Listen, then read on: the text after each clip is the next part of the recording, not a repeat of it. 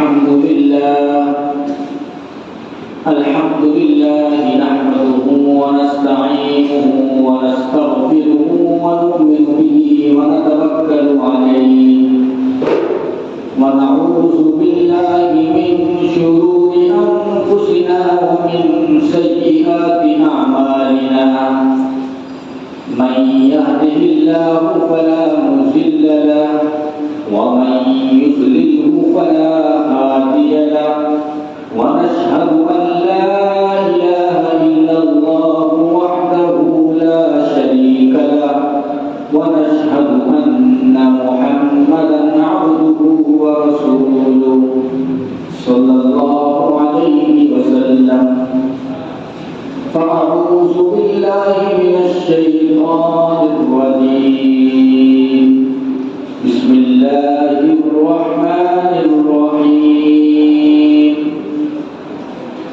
من عمل صالحا من ذكر أو أنثى وهو مؤمن فلنحيينه حياة طيبة صدق الله العلي العظيم وصدق رسوله النبي الكريم ونحن على ذلك لمن الشاهدين والشاكرين والحمد لله رب العالمين. درود شریف پڑھیے. اللهم صل على محمد وعلى آل محمد كما صليت على إبراهيم وعلى آل إبراهيم إنك حميد مجيد.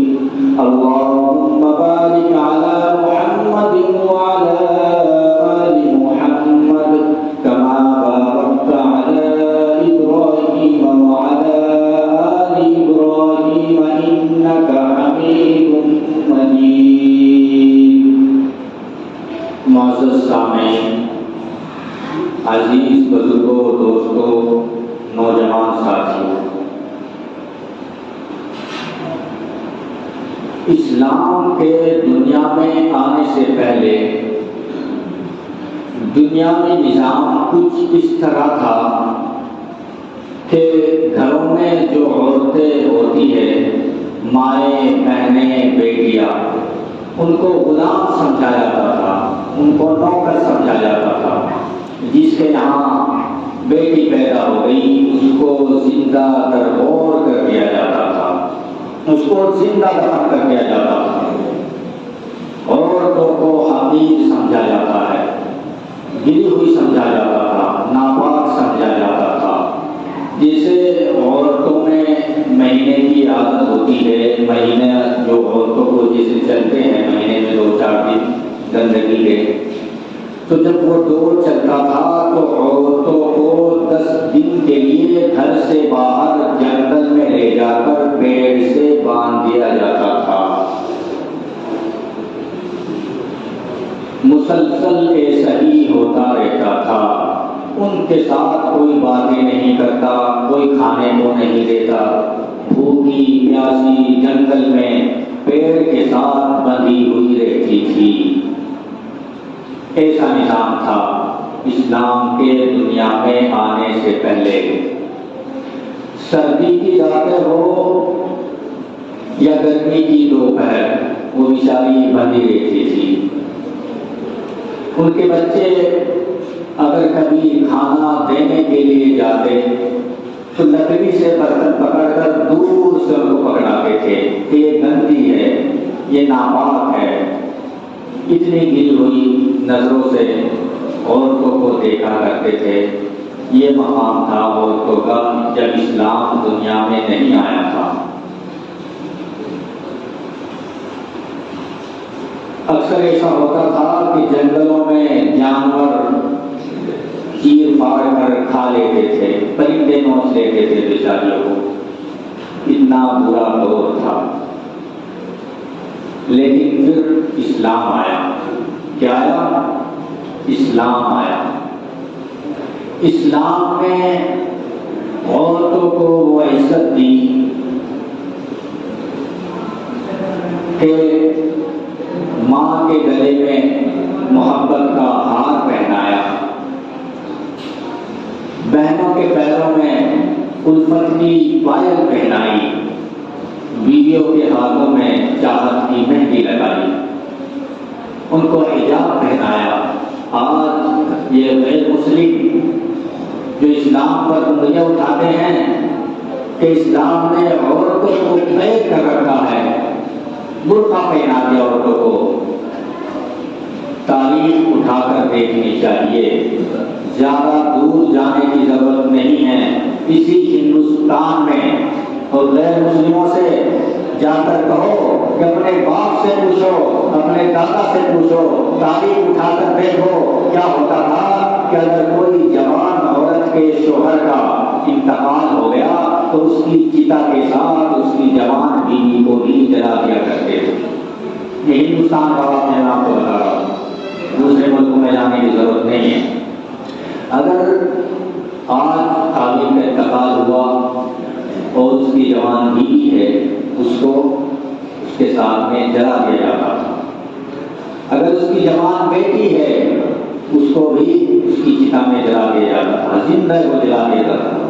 یہ ہندوستان میں یہ نظام تھا، یہ سبھی کا دور اس کو بولتے ہیں۔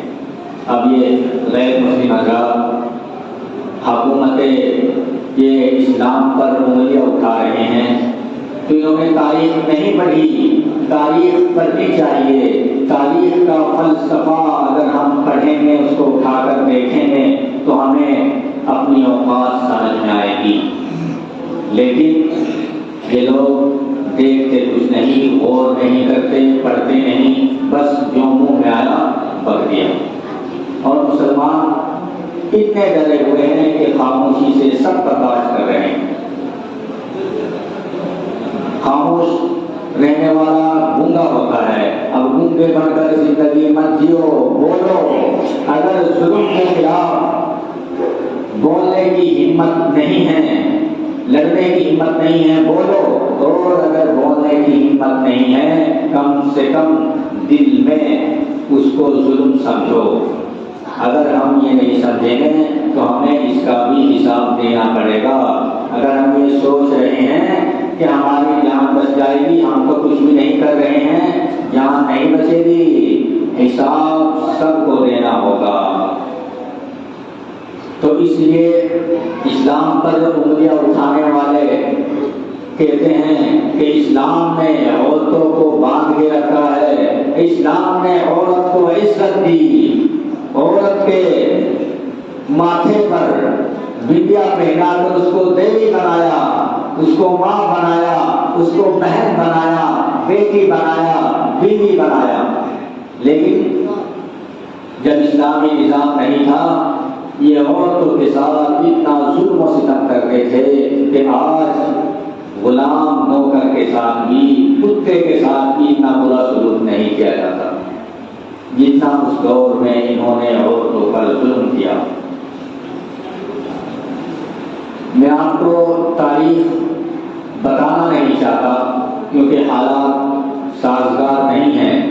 اگر میں آپ کو تاریخ واقعہ بتاؤں، یہ کس طرح ظلم کر رہے ہیں غیر مسلم حضرات، کس طرح پلان بنا رہے ہیں مسلمانوں کے خلاف، تو آپ کے روم پہ کھڑے ہو جائیں گے۔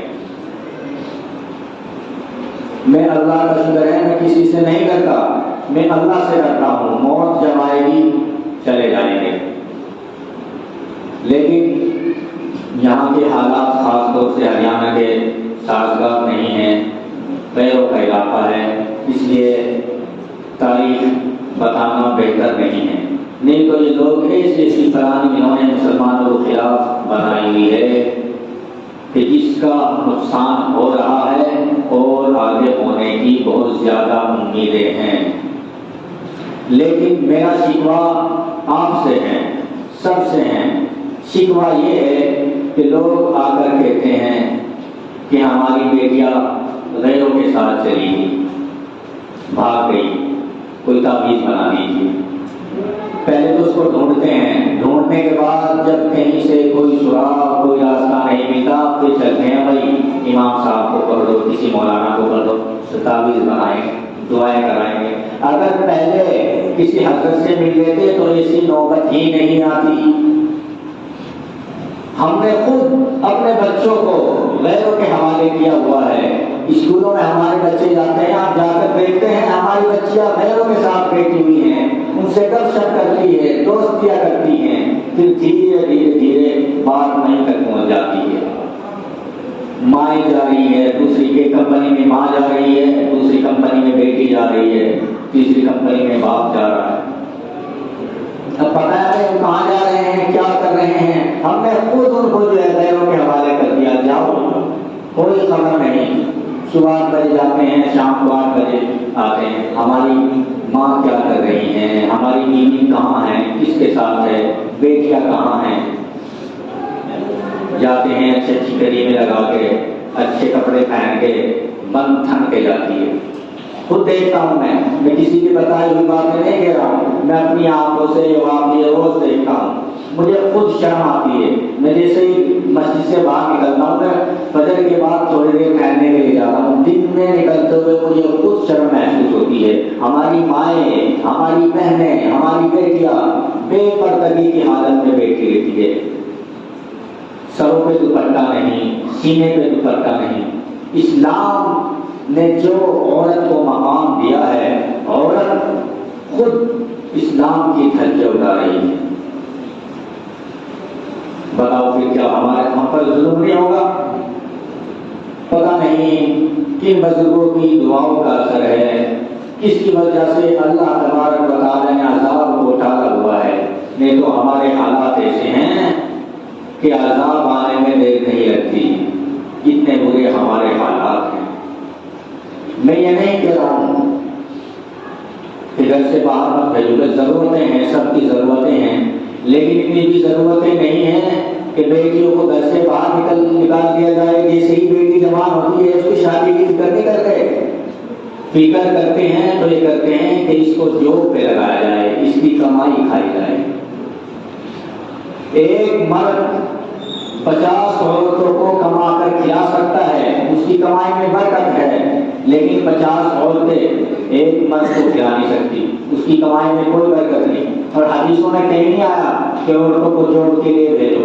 یہ تو مشکل وقت اگر آ جائے، مرد کمانے والا نہیں ہے، حالات سازگار نہیں ہے، حالات نازک ہے، ایسی صورت میں اسلام نے اجازت دی ہے، وہ بھی پردے کے ساتھ،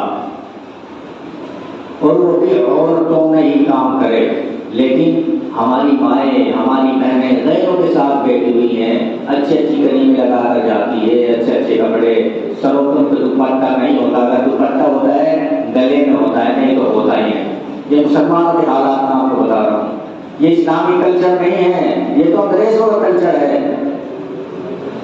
اگر آپ کو اسلامی زندگی پسند نہیں ہے تو کم سے کم اسلام کو بدنام مت کرو، مسلمان کو بدنام مت کرو، اس سے اثر پڑتا ہے کہ یہ مسلمان ہیں۔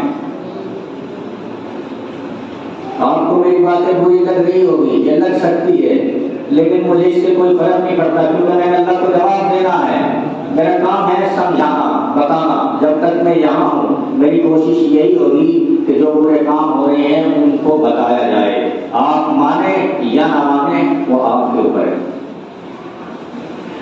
آقا صلی اللہ علیہ وسلم نے اپنے سر سے رومال اتار کر حضرت عمر رضی اللہ عنہ کو کہا کہ جاؤ حاتم طائی کی بیٹی کے پاس جاؤ، یہ رومال اس کے سر پر رکھ دو۔ تو حضرت عمر کہنے لگے کہ اللہ کے نبی آپ کا رومال پاک ہے، وہ کافر ہے۔ اللہ کے نبی رسول اللہ صلی اللہ علیہ وسلم نے کہا کہ بیٹی بیٹی ہوتی ہے، وہ کافر کی ہو یا مومن کی ہو۔ تو اسلام چادر اٹھانے کے لیے آیا ہے، چادر اتارنے کے لیے نہیں آیا۔ لیکن ہم خود چادر اتار رہے ہیں۔ میری ہمت نہیں ہوتی مسجد سے باہر نکلنے کے دن میں، حالات اتنے نازک ہیں، مجھے خود شرم محسوس ہوتی ہے، میں خود جو ہے اپنی نظریں جھکا لیتا ہوں، لیکن ہماری مائیں، ہماری بہنیں، ہماری عورتیں، ان کو ذرا بھی شرم نہیں آتی۔ تو میرے بھائیوں، کو سمجھنے کی ضرورت ہے، دین پر چلنے کی ضرورت ہے۔ اللہ کو کیا منہ دکھائیں گے ہم؟ آج ہم کہہ رہے ہیں کہ ہمارے گھروں میں پریشانی آ رہی ہے، ہوائی آ گئی ہمارے گھروں میں، ہمارے گھروں میں جادو چلا دیا، ہم خود جادو بنے ہوئے ہیں، ہم خود جادو بنے ہوئے ہیں، ہم سے بڑا جادو ہو ہی نہیں سکتا، ہم سے تو جادو بھی شرما جاتا ہے، جنات بھی ہم سے شرم کرتے ہیں ہمارے حالات دیکھ کر۔ تو میرے بھائیوں، جو باتیں بتا رہا ہوں ان پر عمل کرنے کی ضرورت ہے۔ ہم یہ چاہتے ہیں کہ فلاں شخص خراب ہے، یہ صحیح نہیں ہے، مجھ سے نہیں ہے، دوسرے کی فکر میں لگے رہتے ہیں۔ اگر ہم اپنی خود کی فکر کریں تو سب صحیح ہو جائیں گے، سب اپنے اپنے آپ کو سدھار لو، سب سدھر جائیں گے، لیکن اپنے دیوان میں نہیں جھانکیں گے، دوسرے کی انگلیاں اٹھائیں گے۔ اسکولوں میں ہماری بیٹیاں غیروں کے ساتھ بیٹھی ہے، روڈوں پہ جا رہی ہے، غیروں کو وہ دکھا رہی ہے۔ باپ کے ساتھ بیٹی جائے گی لیکن اس کے کپڑے دیکھیں گے تو باپ کو بھی شرم نہیں آتی، بیٹی کو ساتھ لے جا رہا ہے، اس کے سر پہ دوپٹہ نہیں، اس کے سینے پہ کپڑا نہیں، جو اعضاء چھپانے چاہیے وہ صاف نظر آ رہے ہیں، لیکن ہمارے اندر شرم نام کی کوئی چیز نہیں رہی۔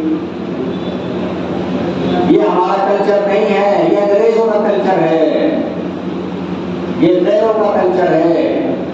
یہ اسلام ہم کو یہ تعلیم نہیں دیتا جیسا ہم کر رہے ہیں، ہم تو ایک دھبا بنے ہوئے ہیں مسلمان کے نام پر۔ تو میرے بھائیوں، اپنے آپ کو سدھارنے کی ضرورت ہے۔ اگر ہم خود سدھر جائیں گے تو دنیا سدھر جائے گی، اور ہم خود نہیں سدھریں گے تو دنیا کیسے سدھر جائے گی؟ محرم ربیع الاول کا مبارک مہینہ شروع ہو گیا ہے۔